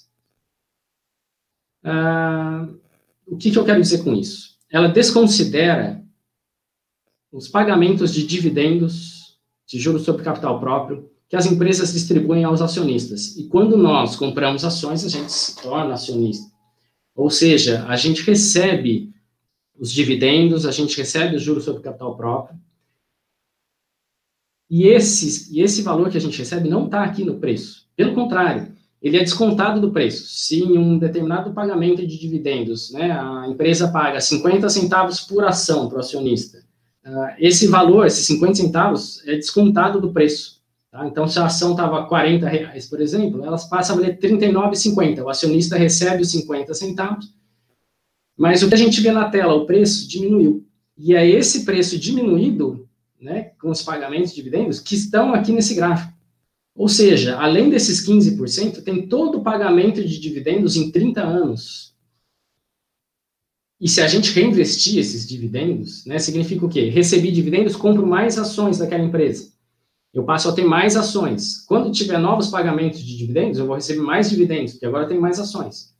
Ao receber mais dividendos, eu consigo comprar mais ações, que me geram mais dividendos, que me geram mais ações, mais dividendos, e eu consigo, com isso, produzir o efeito de juros compostos também na renda variável, com, por exemplo, com ações. Então, essa rentabilidade de 15,03 é apenas considerando o preço, sem considerar tudo que foi pago de dividendos, juros sobre capital próprio, bonificações, enfim, em todo esse período, e o reinvestimento disso. Porque se a gente receber, ok, e deixa parado, vai ser um valor que a gente vai ter. Mas quando a gente reinveste, a gente aumenta o nosso capital investido, e essa rentabilidade nova vai incidir sobre um capital maior que vai nos gerar mais ainda. Ou seja, esses 15,03 ao longo do tempo é ainda muito maior depois de 30 anos, por exemplo. Tá? E a gente consegue, tá? Como eu disse, sem que a gente tenha que se sacrificar tanto, desde que a gente tenha disciplina, a gente consegue, depois de 30, 35 anos, alcançar um valor bastante elevado para o nosso capital e depois viver somente de renda, ainda que a gente pare de receber nossos subsídios, nossa aposentadoria, a renda dos nossos investimentos vai ser suficiente para nos manter. E aqui, como último gráfico, tá, eu fiz 6 hipóteses, tá? Deixa eu só abrir aqui meu iPad, onde tem as anotações dos valores finais. Então, a linha azul, tá? Essa azul mais clara aqui de baixo, aqui é 100% do CDI, considerando a Selic a 2,25. Situação que nós temos hoje, investir lá R$50 mil no D0, né, e depois de 35 anos, eu vou ter um resultado de R$684 mil. Tá? Isso só com a Selic, 100% do CDI. Começando com R$50 mil. Não, aqui eu estou considerando também os aportes, tá? Me desculpem. Também tem os aportes de R$12 mil ao ano. Então, tendo a nossa Selic a 2,25 e recebendo 100% do CDI, nós vamos terminar aqui com R$684 mil depois de 35 anos. Se nós fizermos aquele portfólio moderado que eu coloquei aqui atrás, tá? Com taxa Selic de 2,25, que deu um resultado final de 4,993%, nós vamos para essa linha azul escura, que nos dá um resultado de R$1.208.227. Ou seja, sendo moderado nos nossos investimentos, mas assumindo um pouquinho de risco, indo para a Bolsa de Valores, com aquela disciplina de R$12 mil ao ano, nós terminamos a nossa carreira, aos 35 anos depois, com R$1.208. Quantos de nós, tá, e isso eu posso afirmar por conta dos cursos que eu dou, das pesquisas que eu faço, dentre os colegas que participam dos cursos, e também dos grupos, né? Quantos que não estão terminando uma carreira sem ter R$1 milhão? Muitos. Tá? Saibam que são muitos e tem gente que se não conseguiu guardar até hoje Tá? Já passou de metade da carreira e não conseguiu guardar até hoje.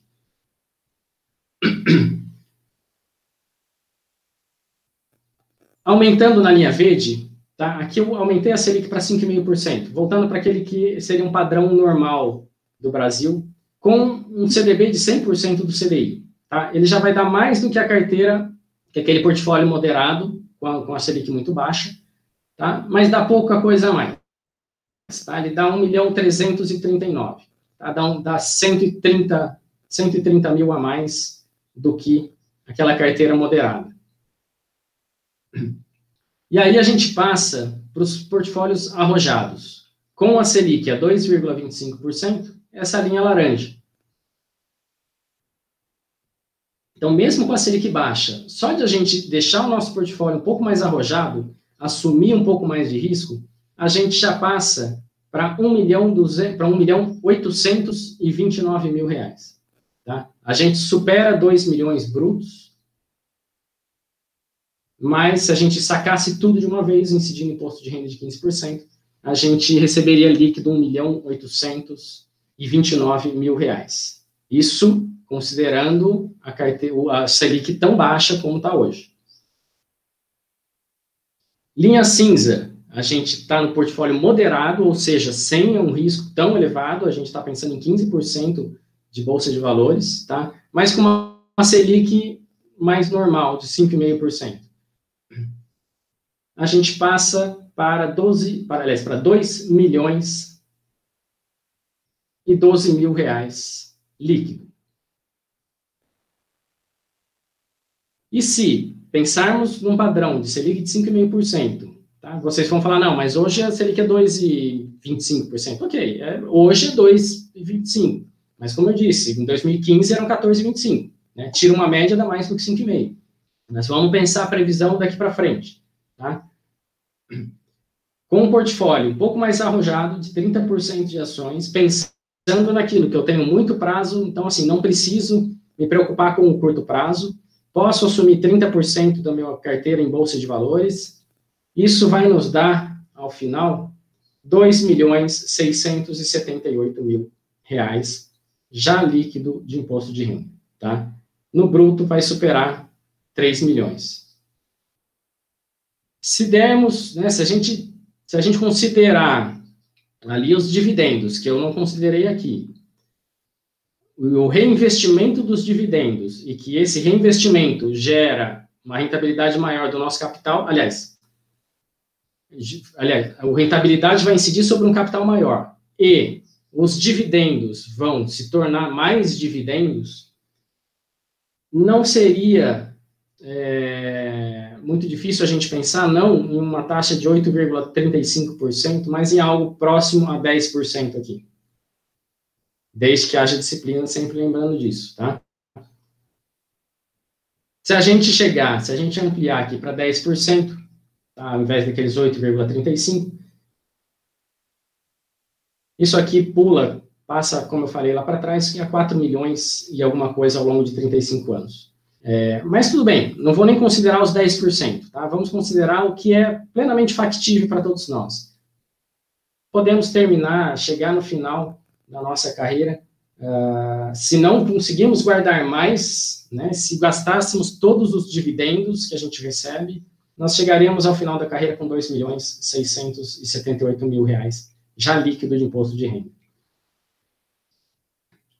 Enfim, o que eu quero mostrar para vocês, né, com tudo isso.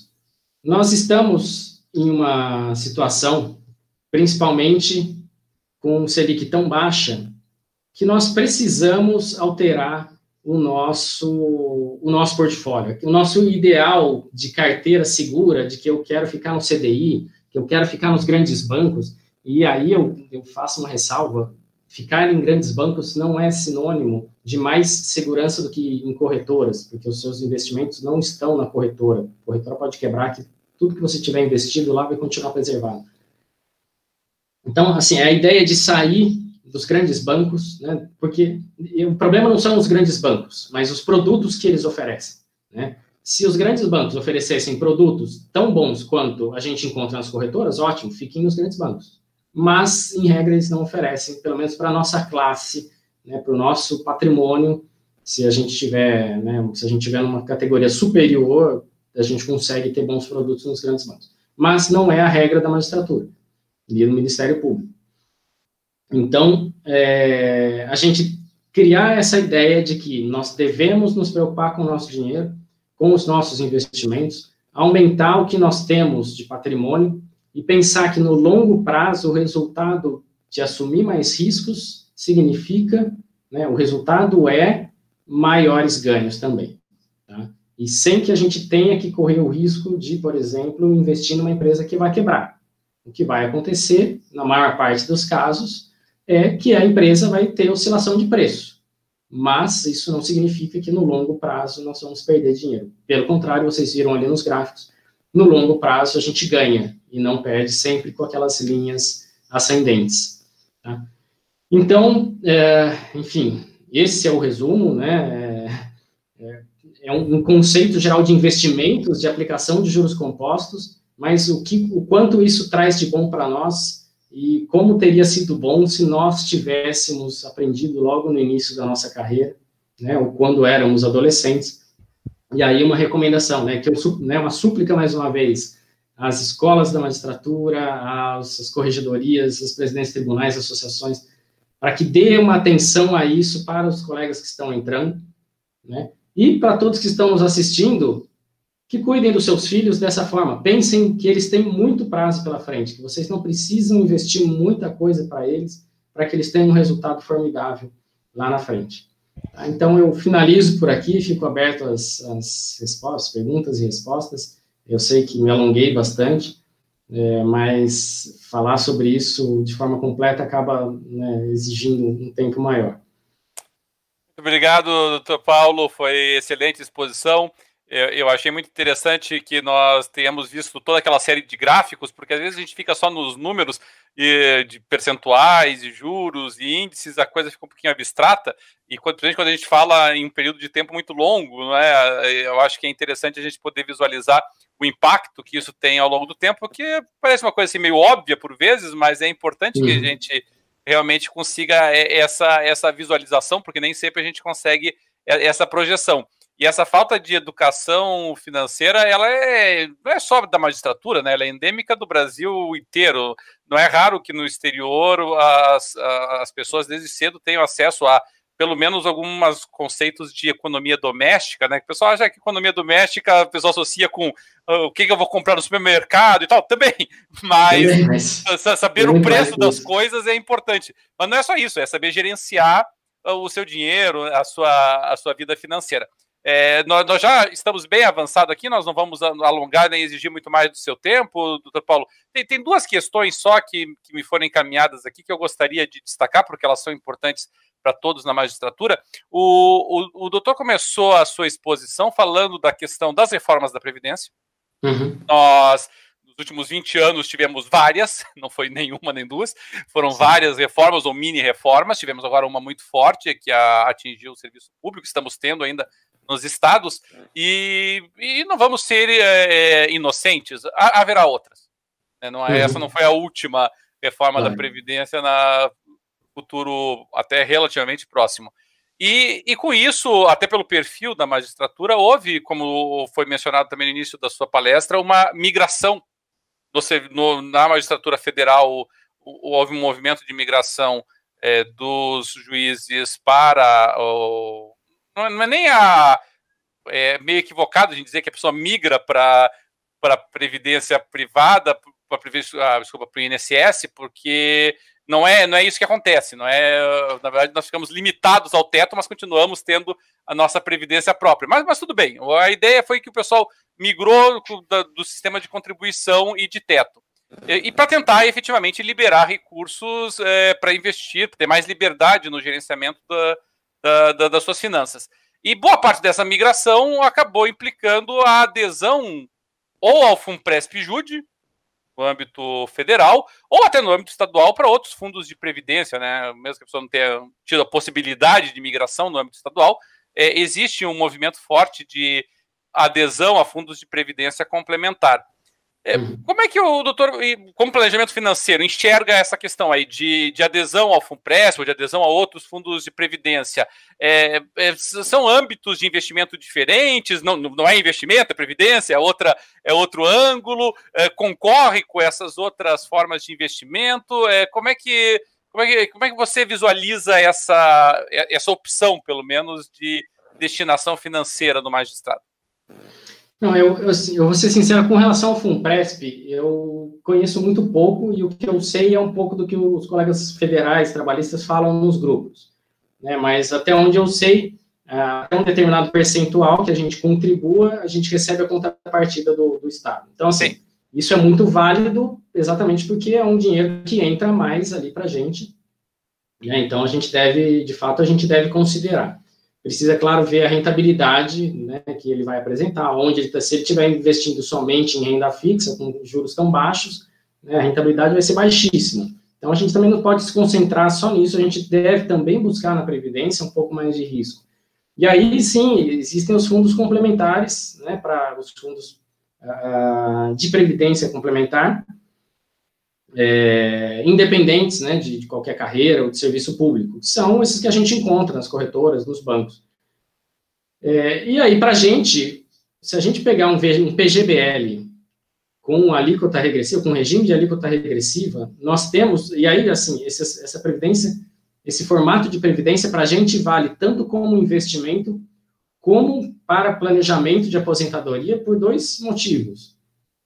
Primeiro, os benefícios fiscais que eles nos trazem, né? Então, um PGBL, para quem declara, faz a declaração de imposto de renda completa, que é a maciça maioria de nós, né, juízes, promotores, nós temos o direito a ser restituídos do imposto de renda até 12% da nossa renda tributável naquilo que a gente investir. Então, a gente calcula a nossa renda tributável, calcula 12% disso. Se a gente investir até esse limite de 12%, o nosso imposto de renda sobre esse valor, aquilo que foi retido na fonte, é devolvido para a gente.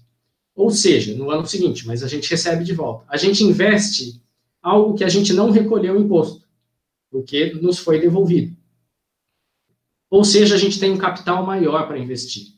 Então, ao invés de aqueles gráficos comparativos que eu fiz de 10 mil e 50 mil, né, ao invés da gente ter, vamos supor, 10 mil, se a gente investir 12% da nossa renda e receber a restituição no ano seguinte, ao invés de ter 10 mil, a gente vai ter 25 mil de investimento inicial. Ou seja, a gente já aumenta o capital inicial. E se a gente fizer isso a cada ano, nós vamos aumentar mais ainda. Porque aquele dinheiro que era para estar lá com a Receita Federal, né, que foi recolhido na fonte, como eles nos devolveram, se torna investimento para a gente. Uma hora a gente vai recolher, só que a gente vai recolher lá na frente, com uma outra vantagem.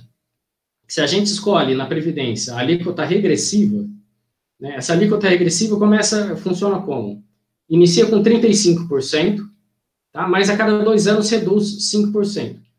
Até que chegue, depois de 10 anos, em 10%, a alíquota mínima. E aí sim, quando a gente for resgatar ou receber essa renda, nós vamos pagar imposto sobre o todo, capital mais os juros. Tá? Muita gente reclama, mas eu não gosto do PGBL, porque depois eu vou recolher imposto de renda sobre o capital também. Né? E o VGBL eu recolho só sobre os juros. Só que no VGBL você não recebeu a restituição de volta. Então, o dinheiro que você investiu no VGBL foi tributado na fonte, 27,5%. No PGBL não foi tributado. Né? O que a gente recolheu na fonte foi devolvido. Então, no PGBL, a gente tem um patrimônio inicial maior, um capital maior inicial de investimento, né? E quando a gente for recolher o imposto de renda, que no VGBL a gente recolheu 27,5% na fonte, no PGBL, depois de 10 anos, nós vamos recolher sobre aquele capital investido e sobre o rendimento apenas 10%. Então, aqui entra um segundo benefício desses fundos de previdência. A gente tem um capital maior para investir e lá no final, ao invés da gente recolher 27,5% sobre tudo, a gente vai recolher apenas 10%. Então, a gente ganha mais 17% nesse período todo. E aí, se a gente for comparar com fundos de investimento normal, não previdenciários, aí a gente ainda tem mais um benefício, que é a ausência de come-cotas. Come-cotas é a antecipação do imposto de renda que o governo faz a cada 6 meses. Né? Ele recolhe a cada 6 meses 15% do imposto de renda sobre o ganho. Nos fundos de previdência, isso não tem. Então, nos fundos normais, cada vez que o governo tira, né, 15% ali da rentabilidade por conta do Come Cotas, ele diminui o nosso capital. E aí os juros incidem sobre um capital menor. Nos fundos de previdência, como não tem o Come Cotas, os juros sempre vão incidir sobre o capital pleno. Então, isso vai gerar, no final, também um resultado favorável. E hoje em dia existem fundos não só de renda fixa, como existiam tempos atrás, mas hoje temos fundos multimercados mais conservadores, fundos multimercados que podem investir até 70% em ações, e fundos de ações previdenciários que investem 100% em ações. Então, nós podemos fazer uma carteira previdenciária com fundos mais arrojados, com fundos mais conservadores. Né? Então, assim, tanto como complemento de aposentadoria, como planejamento de aposentadoria, como para investimentos, mesmo que seja para a gente resgatar depois de 10 anos, esses fundos complementares, esses fundos de previdência complementar são também uma excelente estratégia para a gente usar para acrescentar ali naquele nosso portfólio. Complementando e ligando com uma outra questão aqui, doutor Paulo, existe uma preocupação, ou pelo menos assim, uma certa ansiedade do pessoal que está começando a tratar dessa parte de investimentos, começando a lidar com isso, que é a questão exatamente dos resultados. O doutor apresentou vários dos gráficos, né, apontando aquelas oscilações. É claro que as oscilações em rendas variáveis, elas costumam ser mais dramáticas do que na renda fixa, mas mesmo a renda fixa atualmente, em virtude da pandemia, em virtude da crise, ela sofreu realmente uma oscilação significativa. E muita gente, obviamente, fica ansiosa porque vê o seu dinheiro ali, às vezes até reduzindo, sofrendo efetivo prejuízo, e fica naquela ansiedade de fazer o resgate, de retirar o dinheiro dessas aplicações que tenha. E aqui eu vou até exemplificar ou ilustrar precisamente com o fundo de previdência. É claro que os fundos de previdência têm perfis de investimento diferentes, mas já que nós falamos da Funpresp, vamos utilizar a própria Funpresp, tá? O doutor falou que não tinha conhecimento da questão dos resultados, então aqui eu vou ilustrá-los só para a gente ter uma ideia, né? A Funpresp Jute, que é um fundo de previdência bem conservador em termos de investimento, ela vinha de resultados muito positivos. A gente pegar ali 2016, o resultado do plano de benefício real dela, já descontado a inflação, portanto, foi de 7,29%. 2017, 7,73%. Mesmo ano passado, que não foi, em tese, um ano extraordinário para a renda fixa, foi 7,52% de resultado real do plano de benefício, quer dizer, já descontado IPCA. Sem IPCA foi mais de 10%. Então ela vinha tendo resultados muito positivos para um fundo conservador. E esse ano, como quase todas as rendas fixas, ela está operando no negativo. Ela está negativo 1 ponto alguma coisa por cento esse ano. Isso quase todos os fundos de previdência nesse cenário. Como é que... Claro que sacar dinheiro de fundo de previdência é uma estratégia quase desesperadora, né? A pessoa realmente tem que estar numa situação muito terrível financeiramente, porque é obviamente muito prejudicial. Mas de forma geral, assim, sabe, como é que você enxerga o comportamento das pessoas nessa questão, assim, sabe? Sofreu prejuízo, tem que resgatar mesmo, tem que ter paciência, não tem? Como é que é o perfil, a postura a ser adotada nessas circunstâncias? Não, nessa hora é ter paciência realmente, né? O que a gente tem que analisar são os ativos que a gente tem. Como eu disse, se eu tenho ações do Banco Itaú, eu estou tranquilo. Mas se eu tenho ações, vou usar um exemplo aqui, da Oi, que está em recuperação judicial, com isso eu tenho que me preocupar. Por quê? Porque a Oi está em recuperação judicial, ela pode decretar, ter a falência dela decretada, e nós, como acionistas, não vamos receber nada. A não ser que sobre dinheiro de algum lugar depois de pagar todos os credores, enfim. Acho difícil acontecer.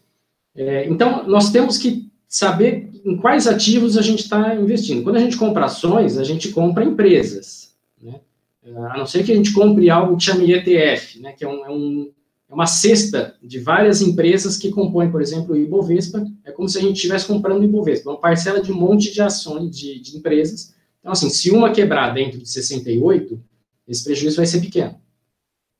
Mas, então, o que a gente tem que saber é isso. Aonde nós estamos investindo? né? A empresa é boa, ela vai sofrer agora na pandemia, vai sofrer, porque, né, exemplo de bancos, os bancos vão deixar de receber muito valor, vai ter muita inadimplência, vai diminuir, mas o Itaú vai quebrar, né? Existe esse risco baixíssimo, muito baixo. Então, eu posso ficar tranquilo, uma hora o Banco Itaú vai voltar a dar aqueles resultados maravilhosos que ele dá, e estou usando esse exemplo de Itaú, que é o maior banco do Brasil privado, mas, enfim, podemos analisar diversas empresas, né, que estão aí, se beneficiando da crise até, no e-commerce, né, Americanas.com, Magazine Luiza, eles continuaram crescendo, já recuperaram tudo o que perderam na crise e já estão ganhando, né? Indústrias de alimentos, que, alimento ninguém parou de comprar, e pelo contrário, né, as pessoas agora estão direcionando o valor que eles recebem para os alimentos, exatamente porque só R$600 emergencial, o que eu vou fazer com isso? Tem que comprar alimento. Então, as empresas de alimentos, em regra, não sofreram tanto, claro, teve oscilação de preço e tudo mais, mas já recuperaram, né? Se você for pegar a Amazon, pensando aí, né, no exterior, o Google, as ações da Zoom, esse aplicativo de reuniões virtuais, elas dispararam, né? Por quê? Porque são empresas que se aproveitam da crise. Então, o que a gente precisa saber é onde nós estamos investindo o nosso dinheiro, quais os riscos que não são meramente da oscilação de preço, porque a oscilação de preço ao longo do prazo, do tempo, em tese, converge sempre para o positivo. Então, precisamos saber só se a empresa corre algum risco ou não. Tá? Empresas aéreas, hoje em dia, correm risco de quebra. Então, assim, não é algo que se recomende. Talvez você até tivesse uma ação, né, de empresas que estão listadas em bolsa antes da crise. Mas manter essas empresas ainda hoje, será que faz sentido? Não, para mim, pelo menos, não faz. Né? Então, não é o caso de ficar, no meu ponto de vista, em ações de empresas aéreas, porque elas podem quebrar e aí sim me trazer um prejuízo. Mas se eu tinha ações de empresas aéreas e estou vendo esse risco maior, aí sim, eu vendo e vou para algo mais seguro, vou para algo, por exemplo, para farmacêuticas, né, que estão vendendo mais remédio, que estão vendendo um monte de coisa, né, que não pararam de vender. Então, assim, é importante a gente saber em qual empresa a gente está investindo, tá? Tanto na bolsa. Quando a gente fala em fundos, seja de previdência, seja de renda fixa, o ideal é que a gente saiba também, mas a gente, em regra, não sabe, em quais empresas ou em quais títulos que os gestores desses fundos estão investindo. Porque eles podem investir no Tesouro Direto, mas podem investir em empresas, né? Lembrem que eu mostrei ali uma relação de empresas, que eu falei, olha, essas empresas eu não conheço, mas estão com rentabilidade boa. De repente, ele está investindo nessas empresas e o risco dessas empresas quebrarem é grande, e o fundo pode trazer também prejuízo. Agora, o gestor não investe em uma única empresa, num fundo, ele investe em várias empresas. Então, pode ser que tenha um problema com uma empresa, mas as outras minimizam, né, mitigam esse risco. E, no longo prazo, né, a regra é que esses fundos vão se recuperar. Então, a questão é ter paciência realmente, né, esperar serenamente, só ver de fato, serenamente é difícil no momento de crise, mas esperar, e só ver realmente aonde o seu dinheiro está investido, tá? Se existe um risco que não seja apenas da oscilação de preço. Se o seu pensamento for longo prazo, 20, 30 anos, por exemplo, acima de 10, o que você precisa se preocupar é isso, se existe risco de quebra. A oscilação de preço, em regra, converge sempre para o positivo. Tudo bem, então, doutor Paulo, agradeço bastante, nós já estamos aqui com quase 2 horas de live, então não vamos tomar muito mais do seu tempo. Nós agradecemos bastante a sua participação aqui, agradecemos e também elogiamos bastante a própria iniciativa da AMB, que possui esse trabalho, essa preocupação de realizar essa assistência, essa assessoria, essa prestação de informações para os magistrados nessa parte muito importante da nossa vida, que é a gestão financeira, que é essa cultura que nós precisamos ainda desenvolver. Isso é uma preocupação muito válida, muito importante que a AMB tem apresentado, e aqui nós agradecemos também, inclusive até pela sua participação como representante da entidade conosco aqui hoje. E nós vamos ficando por aqui já, não sei se o Dr. Paulo tem alguma última palavra aí para os nossos espectadores para se despedir também. Não, a única coisa que eu queria acrescentar é com relação a grupos de WhatsApp, né? Nós temos 4 grupos de WhatsApp aí, com juízes do Brasil inteiro, falando sobre investimentos. O tema é esse, só entra juízes, aí eu peço desculpas aos promotores, mas foram regras que criamos para os grupos, que seriam exclusivos de magistrados. E quem quiser entrar, isso não depende de associação, de afiliação a nenhuma associação, ele é desvinculado de qualquer associação. Tá? Somos 800 colegas no Brasil falando sobre esse tema. Tá? E se alguém tiver interesse em entrar, eu peço só para mandar para o meu e-mail, acho que pode ser o e-mail da AMB, embora não tenha, né, os grupos não tenham nada a ver com a AMB, é um e-mail que não é pessoal, mais fácil de publicar, que é planejamento.financeiro@amb.com.br. Tá? Então, quem quiser, informa o nome, o número do WhatsApp e o tribunal em que trabalha, porque a gente precisa conferir exatamente para garantir que somente os juízes vão estar lá dentro. Claro, agradeço a todos vocês, a quem me suportou até agora, esse tempo todo, né, quem teve essa paciência, e com muito prazer que eu visito virtualmente o Paraná hoje, estou com vocês, agradeço mais uma vez o convite, e a todas as associações que estão patrocinando esse evento, e dando os parabéns aí pela iniciativa também. Muito obrigado novamente, doutor Paulo, nós é que agradecemos a sua disponibilidade, a excelente apresentação. Agradecemos naturalmente a todos que nos acompanharam, seja ao vivo, seja aqueles que vão acompanhar e assistir posteriormente a essa nossa transmissão. E já aproveito para deixar aqui registrado também o convite para a próxima palestra, para o próximo evento dentro desse projeto. Na semana que vem, no dia 16 de julho, às 18 horas, nós teremos a participação da doutora Carla Richetti, que é oficial de investimentos da International Finance Corporation, braço do Banco Mundial, vai falar para nós sobre a perspectiva internacional, quais são os impactos que o Covid e a pandemia teve no impacto do cenário global, na economia global, e o que nós podemos projetar também para o Brasil durante esse período e também para o futuro próximo. Eu vou agradecendo uma vez mais a todos vocês e nós vamos ficando por aqui na data de hoje. Até a próxima.